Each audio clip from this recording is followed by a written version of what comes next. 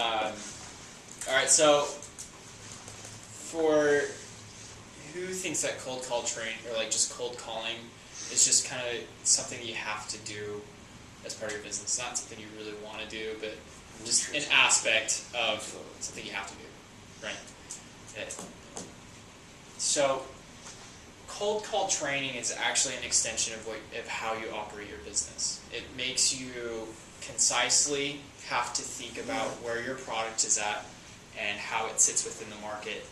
And you have to think about how you interact with someone in a short period of time, a stranger that you don't know, and understand what their needs are, what their pain points are, and then use the cold call script that I'm going to show you to convey whatever benefits you have to ease those pain points, and then close them on either getting a meeting or on the sale itself. Depending on what you're selling, you can either close them in a call, like if you're selling credit card protection, or if you're trying to close them as a producer or something like that, you're going to try and get to a meeting to have a kind of like a longer discussion.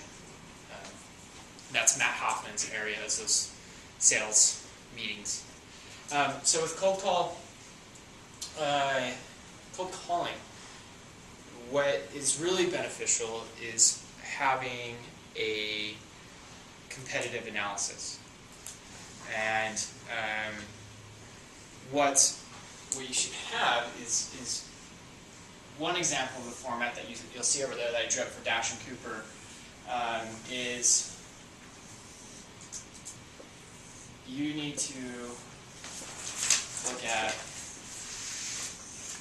so this is you, this is competitor A, competitor B, or however many competitors are in the same space that you're operating in. Huh? So hopefully not too Hopefully not too many. If it's a lot, then, and you know that they're probably engaging in the business of the person that they're already soliciting for business from the person you're calling from, so they're already aware. You'll probably want to list what the product is, what you're selling, and if you have multiple product lines, you'll want to create one of these for every one of your product lines, if they compare. So in the credit card industry, we had something called identity theft protection, payment protection, and wallet protection. These are 3 types of products, and they were all competing against similar products offered by similar credit card companies or banks. So we had one for identity theft protection, we had one for wallet protection, one for payment protection. What we did is we would list what the name of our product was. I'm sorry, so this is going to be company. This is going to be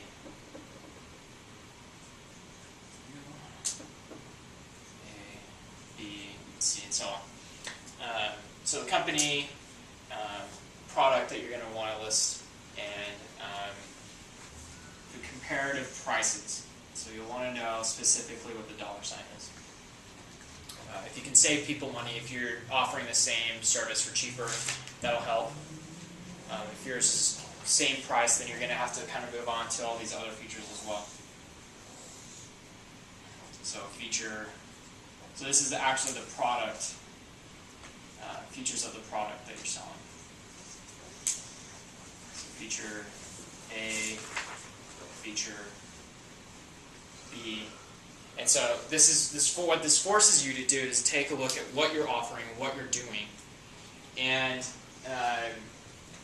take a look at all the features, spell out all the features of your product, and then all the features of the product that you're competing against.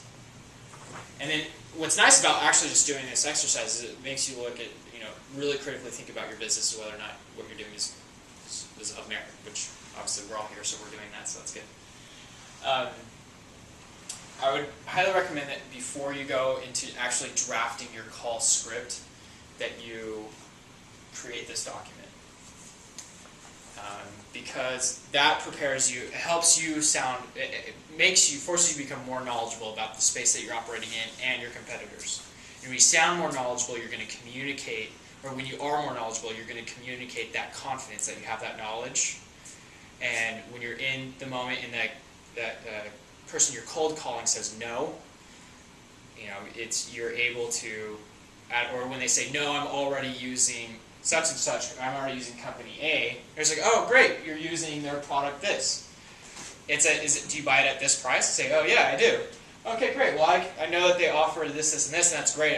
We also offer that, but over here in feature C, we offer feature C, and they don't even have a feature C. Or our feature, this feature right here is actually better than theirs.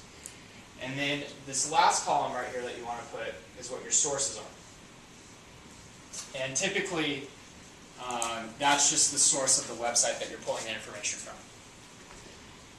So with Discover, when we were at Discover, what we would do is we would just pull them off of like Chase's website. So we had Chase or American Express or anything like that, and we would just be pulling it from their website because typically most people talk about what products are on their website. So that's good. Does everybody understand that? Any questions or anything that sounds really weird that I talked about so far? Okay, great.